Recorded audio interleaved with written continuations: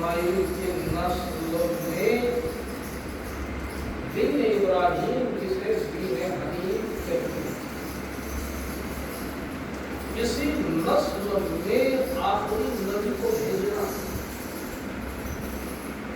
تو اس نبی کی حفاظت بھی ہونا ہے، اس نبی کے دین کو آگے بڑھنا ہے۔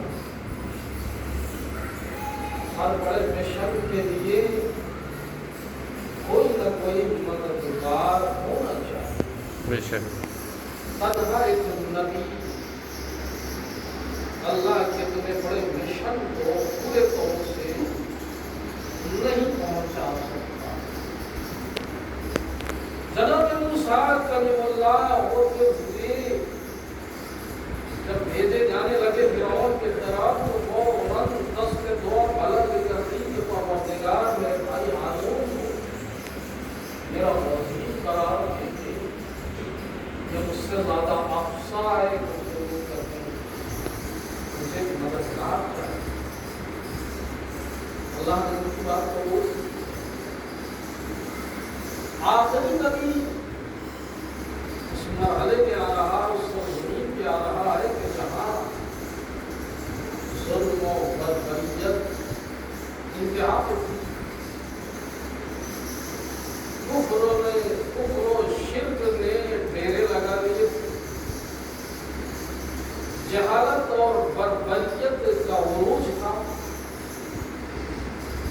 اور انہیں جاہلوں میں ابو جہل بھی تھا۔ تو اللہ تعالیٰ نے جب آخری نبی کو بھیجا تو پہلے ہی دن نبوت کا اعلان نہیں کرایا، اس سے پہلے تو اس کا ایک مددگار بھیجا جن کا نامی ہے ابو طالب، جو نہ صرف وہ محسن اسلام ہے بلکہ محسن انسانیت ہے۔ جو اسلام ہے وہ انسانیت ہے، جو انسانیت ہے وہ اسلام ہے۔ دنیا کچھ بھی کہے انہیں حقیقت کچھ اور ہے، دین کے معاملے میں بھی حقیقت کچھ اور ہے۔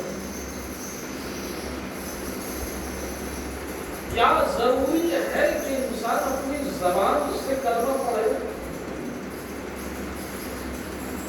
یا تاریخ آدم اور ختم میں ایسی نظیر ہے کہ جو کوئی وقت کے نبی کا کلمہ نہ پڑھے وہ مومن کہلائے؟ اسی کے سامنے نہ نبی کا کلمہ نہ اس کے مسیح کا کلمہ پڑھا، اور قرآن کہتا ہے وہ مومن ہے۔ جناب حضرت ہم سنا ہو شاید آپ نے، میں نے تو کبھی ڈیٹیل سے نہیں پڑھا۔ جناب حضرت مؤمن آل فرعون، آل فرعون فرعون کے گھرانے کا، خاندان کا ایک فرد ہے جسے کہتے ہیں حزقیل۔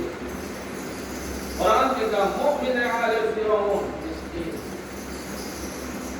ہے، آل فرعون میں سے انہی کافروں میں رہتے ہیں، انہی کافروں میں اٹھتے بیٹھتے ہیں، انہی فرعونیوں کے ساتھ رہتے ہیں، حد تو یہ ہے کہ انہیں آل فرعون بھی کہہ دیا گیا۔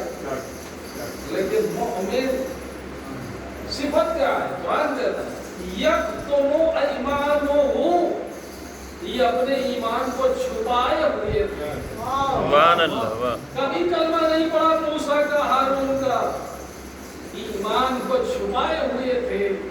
اللہ نے کہا کہ یہ مؤمن ہے، تو اس کا مطلب یہ ہوا کہ زمانے کے نبی کا اگر کلمہ نہیں پڑھا تو آپ کہتے کافر جی نہیں، ایمان اگر چھپائے ہوئے ہیں تو بھی وہ مومن ہے۔ اب اگر ابو طالب نے سب کی طرح مجمع عام میں کلمہ پڑھ کر نبی کی بیعت نہ کی ہو تو کوئی کہے کہ نہیں وہ کلمہ نہیں پڑھا، کلمہ پڑھنے کی ضرورت بھی نہیں ہے۔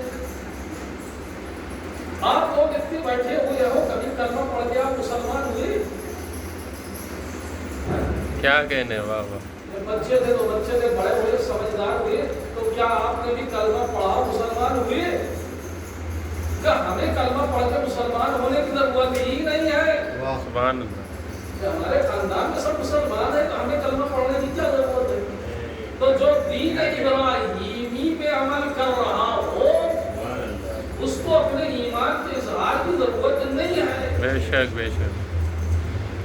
अब अगर ये देखना है कि ये नबी का वफादार है कि नहीं, क्योंकि जनाब हिजकील भी मूसा व हारून के वफादार थे, ईमान छुपाए हुए थे, कलमा किसी के सामने नहीं पढ़ा, मूसा व हारून के सहाबी नहीं बने, फिरौनियों ही में रहते रहे, लेकिन वो मोमिन वाले फिरौन कहने लगे क्या तुम ऐसे शख्स को कत्ल करोगे जो ये कहता हो कि मेरा रब अल्लाह है, क्या ऐसे को तुम कत्ल कर डालोगे। फिर उन्होंने जनाब मूसा को घेरा और कहा जब इसे कत्ल कर, तो ये बोले कि क्या ऐसे शख्स को कत्ल करोगे कि जो कहता हो कि मेरा रब अल्लाह है। ये तो मुनासिब नहीं है। अगर सच कहता है तो सच है, अगर झूठ कहता है तो इसका वबाल खुद इसके ऊपर जाएगा। ये कुरान का तर्जुमा सुना रहा हूं। अगर झूठ कहता है तो इसका वबाल खुद इसके ऊपर जाएगा। अब आप देखें कि जनाब पैगंबर इस्लाम के सिलसिले में मक्के वाले आए कि अबू तालिब हमारे बेटे को ले लो, तुम अपने भतीजे को हमें दे दो, हम इसे कत्ल कर दो और तुम उसके बदले में हमसे ले लो कोई भी जवान दे।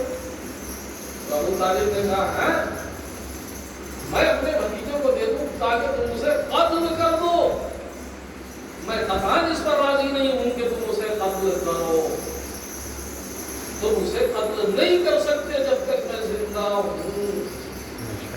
ये वफादारी है अबू तालिब है कि नहीं।